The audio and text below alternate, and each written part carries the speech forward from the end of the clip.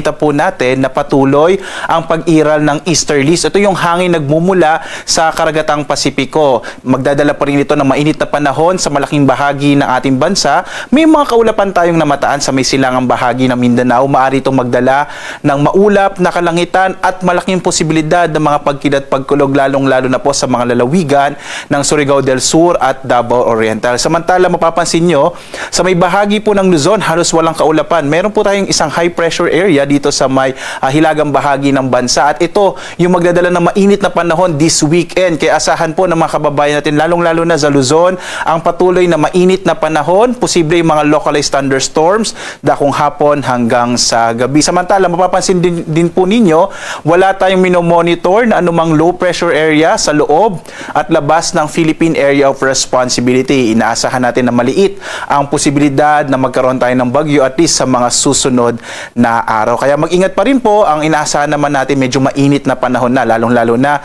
bandang tanghali hanggang hapon.